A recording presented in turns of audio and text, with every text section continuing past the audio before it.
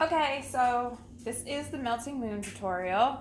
Please forgive my bad setup here, but I am not a photographer. So we're just gonna start, and what we're gonna need for this is all of these colors right here. You're gonna need a dark blue, a light pink, like a light hot pink, a darker bright pink, white, dark yellow, black, and turquoise. So those are the colors you're gonna need. Then you're gonna need a large flat brush, a medium flat brush. So this is large, this is medium for comparison. A medium round brush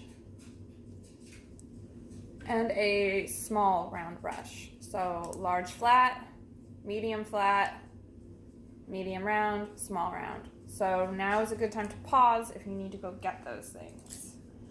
Let me move all this stuff out of the way, and we're gonna get started. Oh, you're also going to need a paper plate.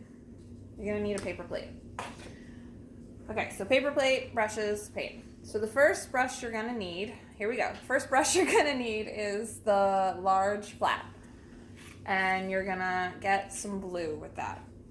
And you're gonna go from the top and you're gonna cover the whole thing blue. And you're gonna do this until you get all the way down to about a wide hand's width down. So that's a good way to measure. So all of this is gonna be blue. And if it's not like a super even line, don't worry about it. It's okay. You're gonna go back and fix all of that stuff.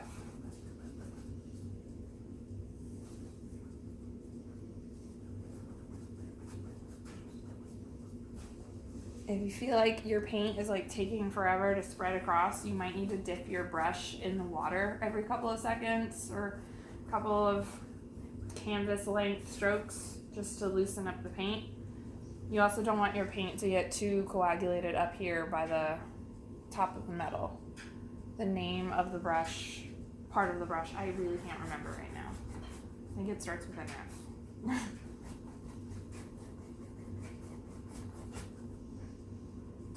And just cover all of this blue.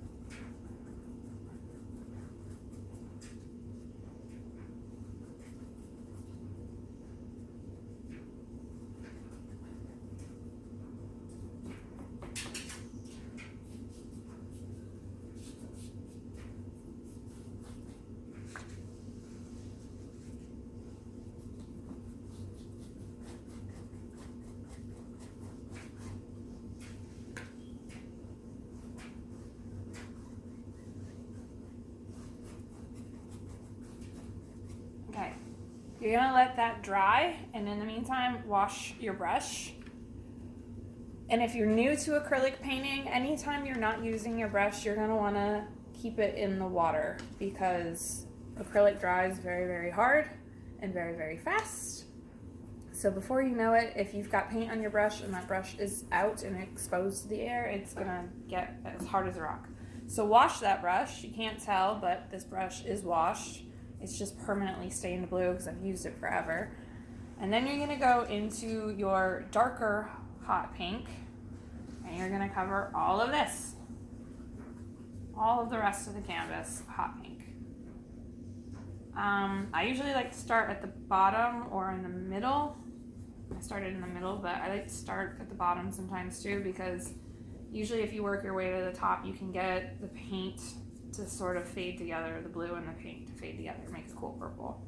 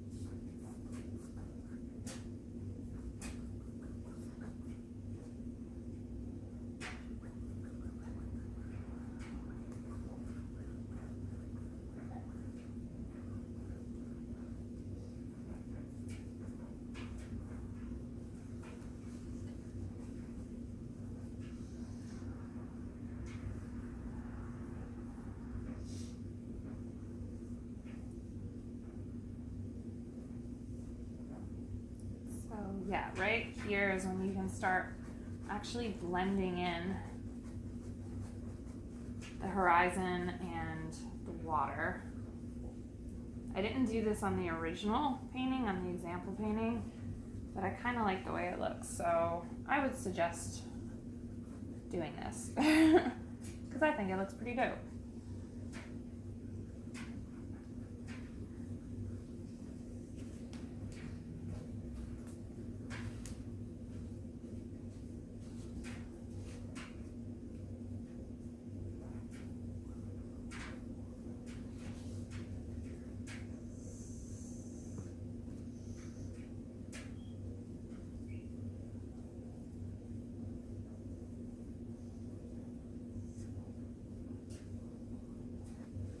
You're gonna wanna let that dry for just a few minutes. And if your blue is not quite dry, take a break. But you don't really need to with this next part because the next part is you're gonna take the paper plate and a small round brush, the smallest brush, dip your brush in the water, tap tap on the side, and you're gonna get some white.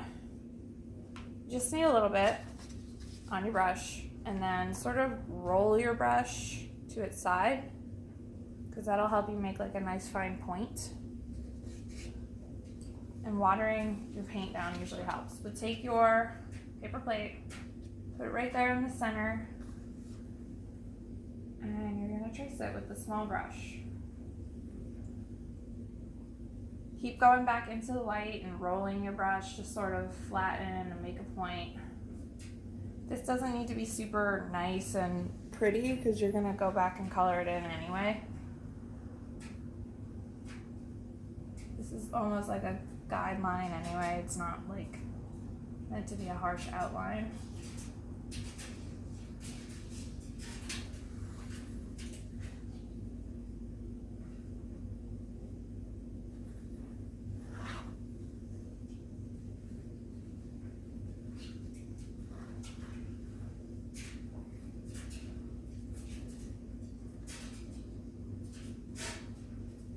I usually do this with like the canvas laying down. It's really hard to work at this angle.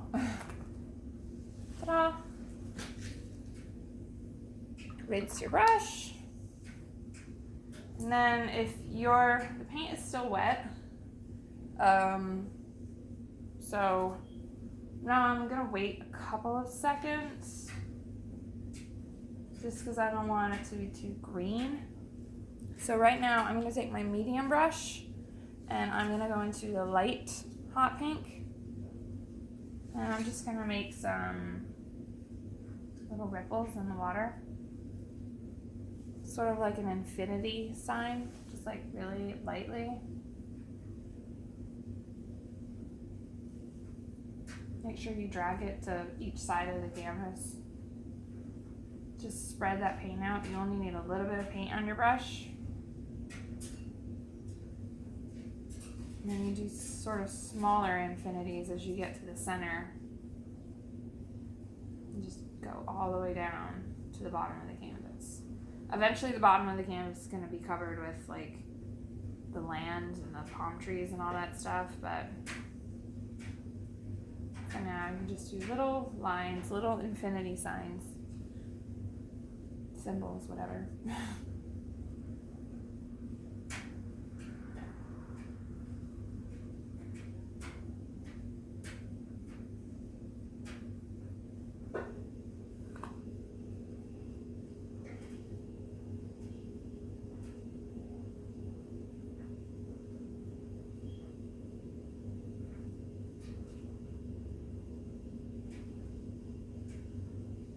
Just smooth them out, just sort of keep going over them. You don't want them to be too harsh. Just keep going over them and basically let all of the paint on your brush sort of run out.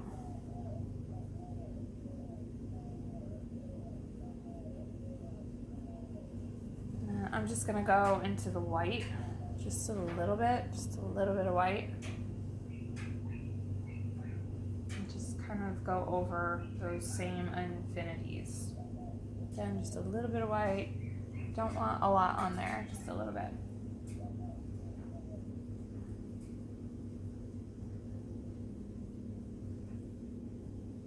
And spread all that paint out.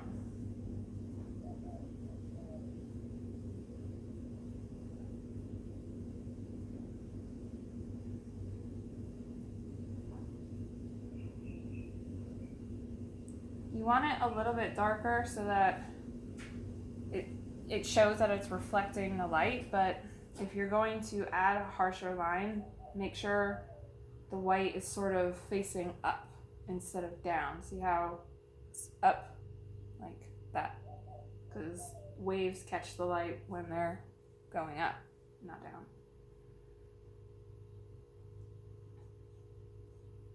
It's very obvious I haven't done this in a long time because I don't know what I'm saying. It makes no sense right now.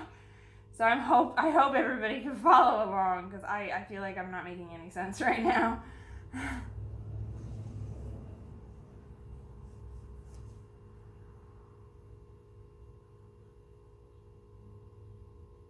It's a lot quieter now that my dryer stopped.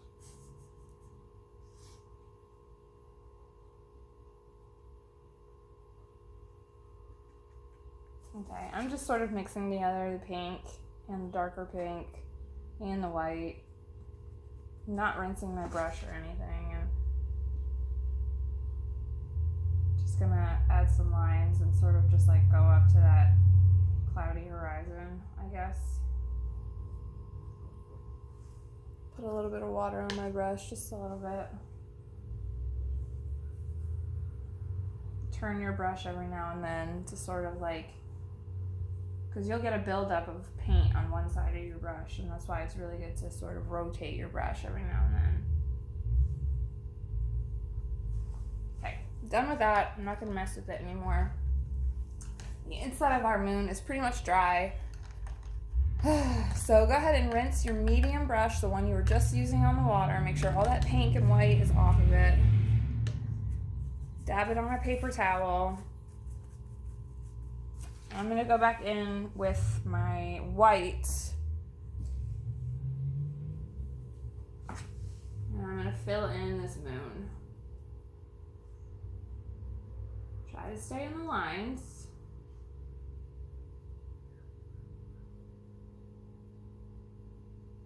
I really don't like staying in the lines. And rotate your brush because you're going to have a buildup on one side.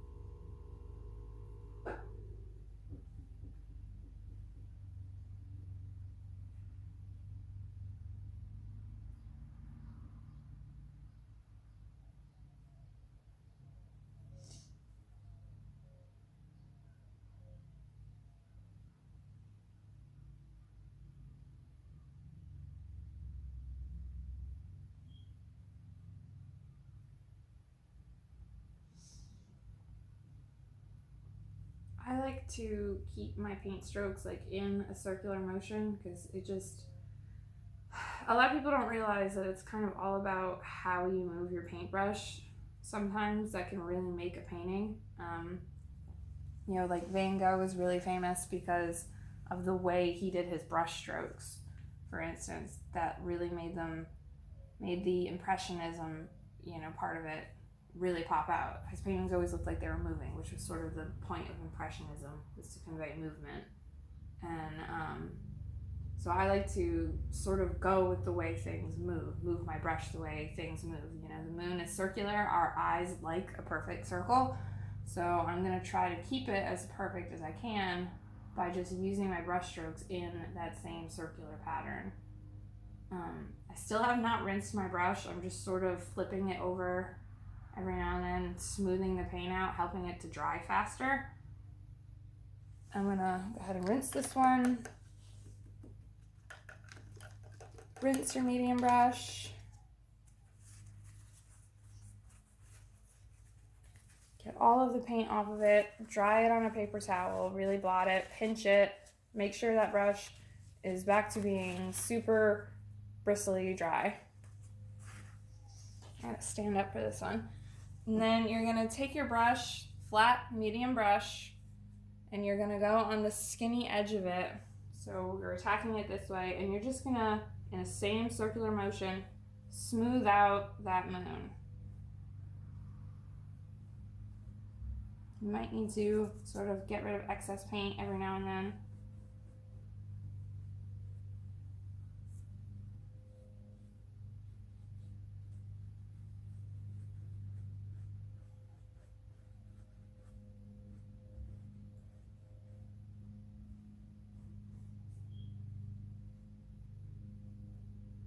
Yeah, just sort of smooth out the edges.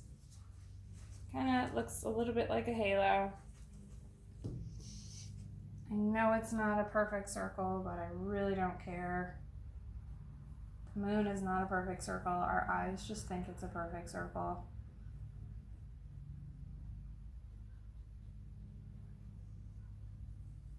Okay, before that gets too dry, go ahead and get your small round brush out, small round brush. Make sure it's nice and clean and dry. And let's go ahead and pour some of our turquoise. You don't need a whole lot. I'm gonna dip my brush in the water a little bit and water down the turquoise a little bit. I'm gonna water down the turquoise. Again, you wanna roll your brush on the flat edge so that you make a nice fine point. And we're gonna start adding a nice turquoise halo very lightly on the edges of your moon. This is also, again, like why it really helps to water your paint down just a little bit, because it smooths your paint out. It makes it easier to drag it along the canvas. It's not going to get snagged on any of the porous material of the canvas, which will splatter your paint. Just very lightly adding a halo here. Every now and then, just twirl your brush, get it nice and flat, make a nice point.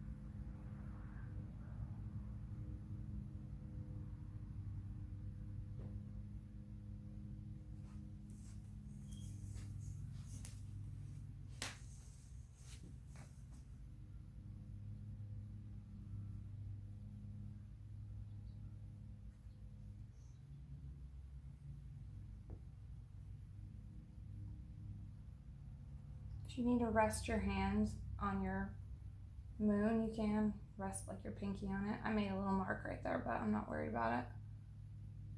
So we're gonna cover that up with some craters.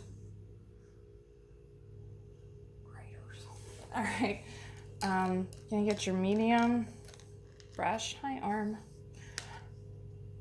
Medium flat brush again. Make sure it's nice and dry. Pinch it. Make sure the bristles are nice and dry. And you're gonna go back in and you're gonna fade out that turquoise just a little bit.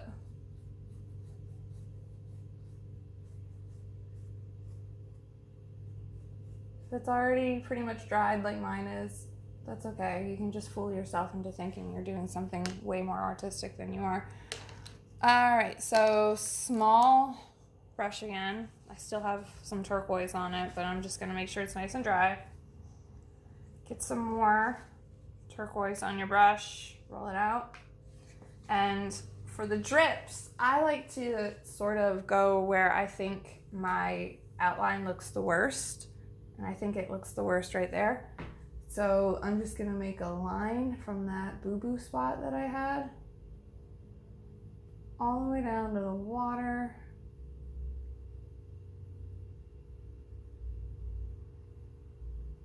Doesn't have to be perfectly straight. And then at the bottom, I'm just gonna do a little bit of a circle. I'm gonna just do a couple of them. You might want a couple that just barely get to the water. Again, just a line. And then a circle at the bottom. Smooth it out from that circle.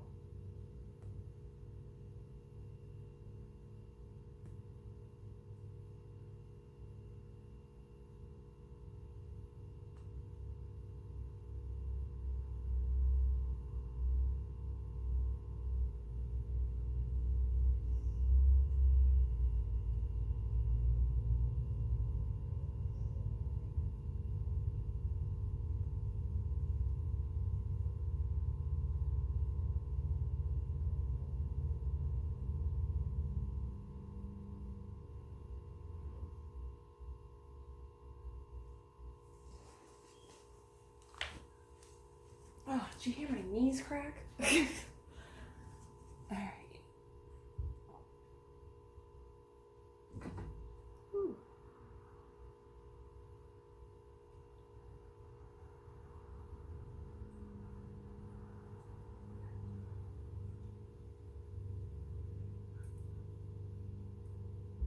You also want to like round out the top right here. So we're rounding out the top. So it really looks like it's dripping like that with your, just the fine point of your small brush with a really light touch.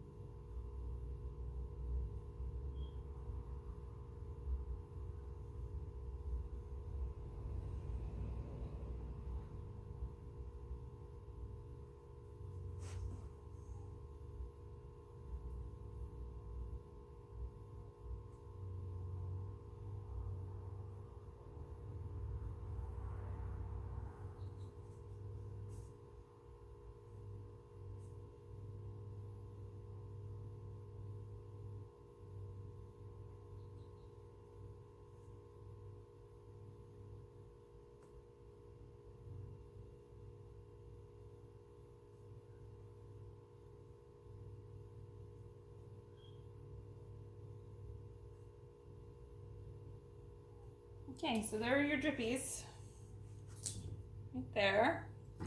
Let those dry. Now you're gonna get your medium flat brush. Make sure it's nice and dry. And pour yourself some of the darker yellow. You don't need a whole lot. And you're gonna get a little bit of the darker yellow.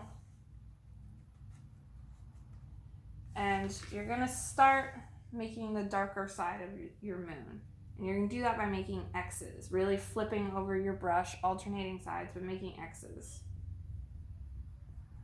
And keep going over those X's. You're gonna have the darker side always be at the edge, so you're gonna have more paint at the edge. See, I've got more paint right there at the edge, right here.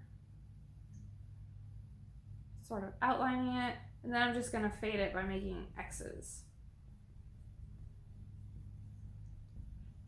You definitely wanna remember to add some craters and some shading to your moon. Anytime you paint a moon or draw a moon, there's always a darker side of the moon. I think Pink Floyd taught us that. Funny. But I'm just making X's over and over, spreading the paint out. Do little craters. You basically just spread it all out, little X's, and spread all the paint out and fade it.